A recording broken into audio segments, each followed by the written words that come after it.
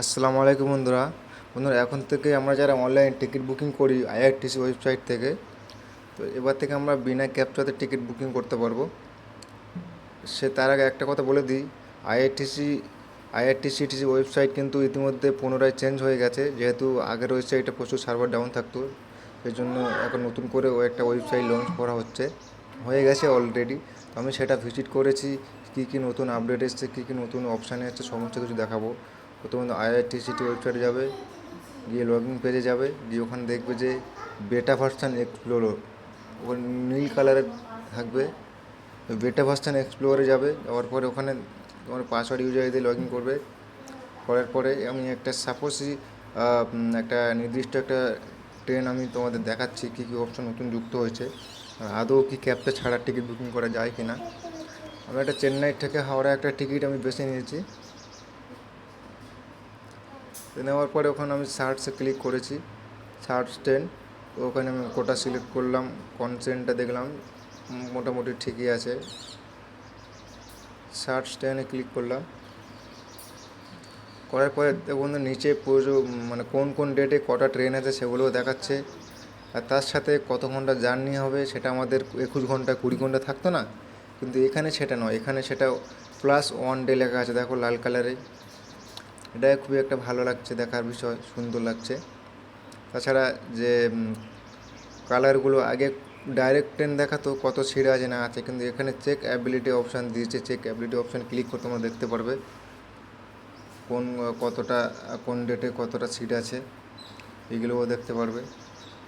আমি সাপোজ একটা ticket booking করে দেখাবো, বুকিং করবো না অবশ্য, পুরো বুকিং প্রসেসটা আমি তোমাদের দেখাবো কী কী থাকে, আদৌ কি ক্যাবটা ছাড়া টিকিট বুকিং হয় কি না। আমি ওখানে দেখলাম ঠিক আছে, ওখানে এসি স্লিপার, মোটামুটি কালারটা বেশ ভালোই লাগছে। একটা বুকিং একটা দেখলাম, আরও অনেকটা দেখছি চেক অ্যাবিলিটি ক্লিক করে করে।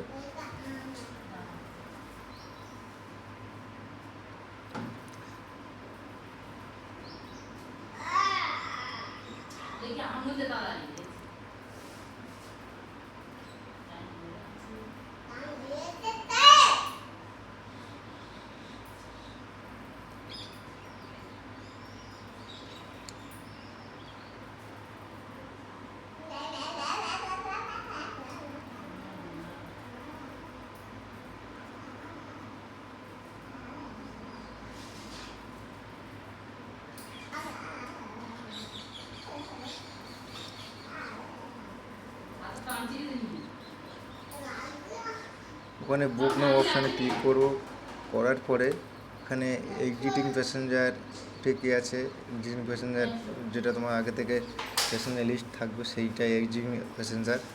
ক্লিক করার পরে আমি একটা জাস্ট নর্মাল বুক করার জন্য তোমাদের দেখালাম।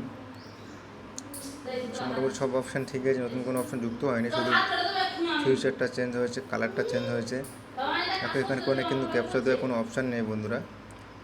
এখানে জাস্ট পেমেন্ট অপশান চুজ করে নিচে সমস্ত কিছু দেখে নেবে। নেওয়ার পরে ওখানে ক্যালকুলেট ফেয়ার অপশানটা ক্লিক করতে হবে।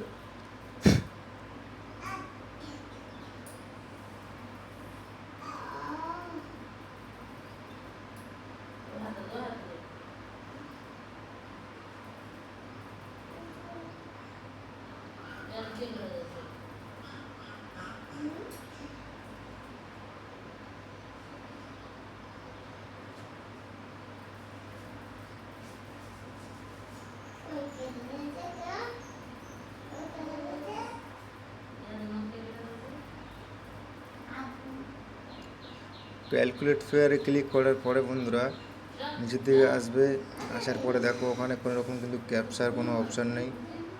অ্যাভেলেবল সিট দেখাচ্ছে, টোটাল পেবেল অ্যামাউন্ট দেখাচ্ছে, চুজ টু কন্টিনিউ পেমেন্ট দেখাচ্ছে। দেখার পর এখানে পেমেন্ট পেজ নিয়ে এসছে। এবারে পেমেন্ট করলেই কিন্তু বন্ধুরা টিকিটটা সাকসেসফুলিভাবে বুকিং হয়ে যাবে।